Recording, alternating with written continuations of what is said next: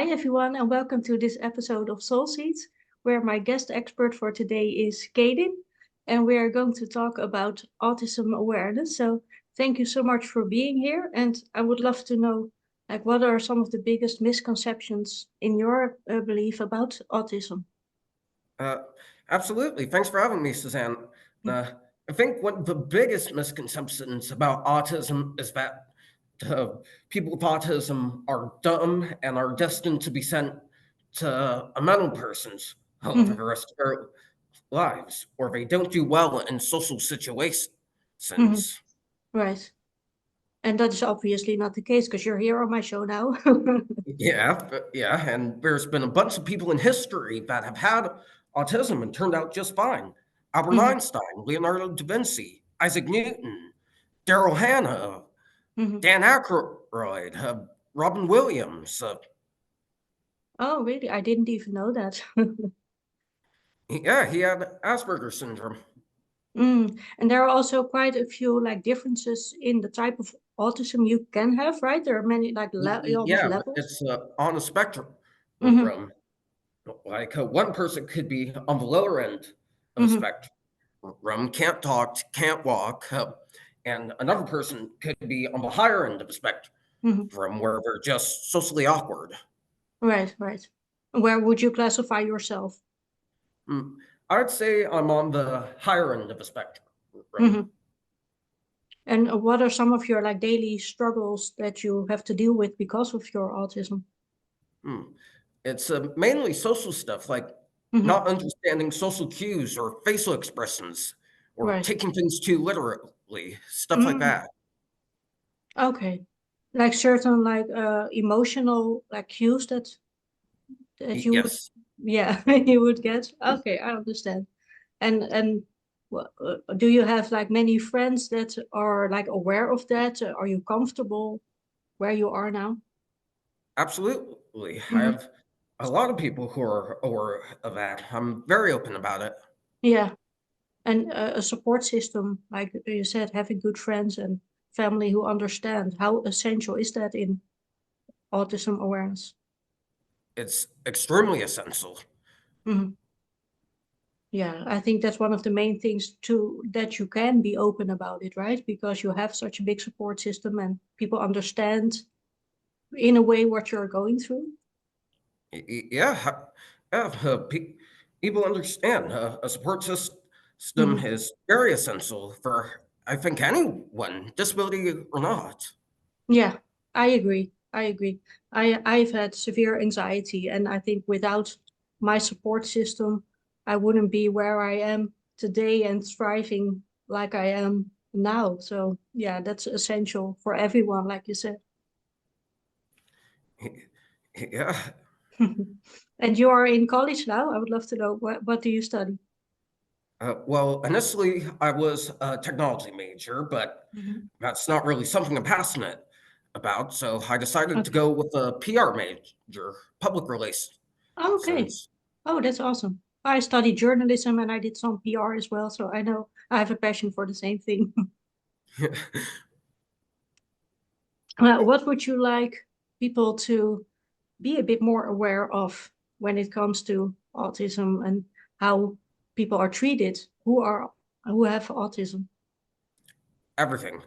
Mm. The whole spiel, especially politicians, they don't take this issue seriously Mhm. enough as it should be taken. Instead, they're focused on things like Palestine, Mhm. Ukraine, or trying to put people down, when Mhm. really they should be bringing people up.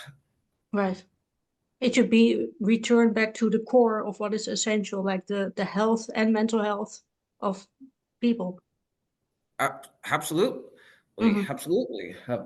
Instead, politicians are focusing on book bans, drag show ban, and some, Mhm. and you know what furries are, right? Mhm. Yeah, the teenagers who dress up as animals and act like animals. They're focusing on that. Mhm. Now, I read a story a couple weeks ago of someone in Oklahoma wanting to ban furries and send them to animal control if they refuse to not be a furry. Right. Okay. Wow. Interesting. Yeah, I thought it was a joke first, but after reading further, it Mm, confirmed it's real. And I thought, okay, probably not gonna happen. mm, They're still human beings. You can't kidnap people. yeah. But I digress. Though I think if we focus on helping people with on the lower end of Mhm, autism spectrum or people who are struggling, then this country would honestly be a much better place. mm. I agree. And it's not just with autism even, but people with any like mental disability that are struggling right now. The mental health care is still a bit, well, it's not where it should be. Yeah, I agree. I agree. Not just with mental health, but with Mhm, poverty as mm, well, and definitely education. yeah, I read that every school in the state of Illinois doesn't have students reading at grade level anymore or doing math at grade level. really. Wow. That's quite sad, really, isn't it? Yeah, it's really Hmm. sad. It honestly makes me terrified for this generation. Hmm. Yeah, and for the generation to come, unfortunately. Yeah, and what do you think needs to change? Even like the smallest thing in schools, what should change in schools to make it better for people with disabilities or mental health issues to be accepted and to grow as humans in the school system? Hmm. Very good question, Suzanne. I think the biggest thing would be to mandate that schools follow IEPs to a T, or else they get their funding taken away permanently. Mm-hmm. Because I've been through a time in eighth grade where my IEP was completely cut off without my parents' consent. Mm, really? Yeah, and when my parents asked about that situation, this was at Blackman Middle School in Tennessee. So we kind of expected this because it was in the South. Their focus is Trump racism and the Bud Light. Mm-hmm. But well, told my parents to their face, "How about you put them in a robotics program instead?" Mm, Yes, and my parents weren't having it. They wrote letters to every autism organization you can think of, and I yeah. believe a state senator as well. So Mm-hmm. the biggest thing is follow IEPs to a T. Don't cut them without parental consent, or Mm-hmm. else funding gets taken away. No second chances. And I think increasing the funding for special education programs is definitely essential. Yeah.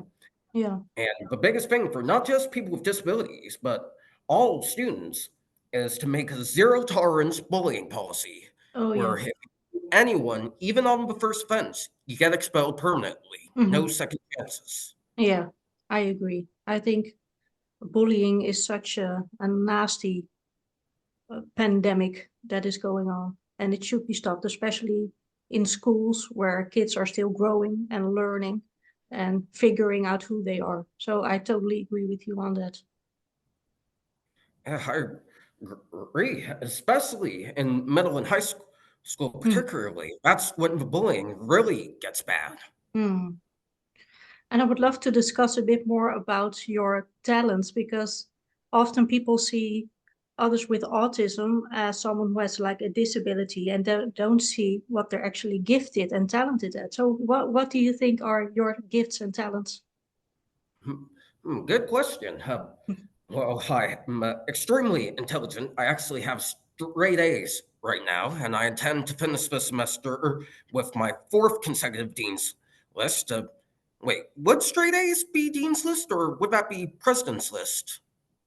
Oh, I'm not familiar with that. I think that's only in America. I'm sorry.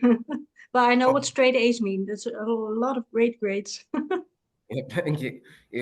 I'm musically gifted. I can sing and play guitar. Mhm, I'm incredibly funny, incredibly creative, and I advocate for autism awareness all the time on podcasts like these mhm, and in various public forums. mhm. And you're very well spoken, obviously. Yeah,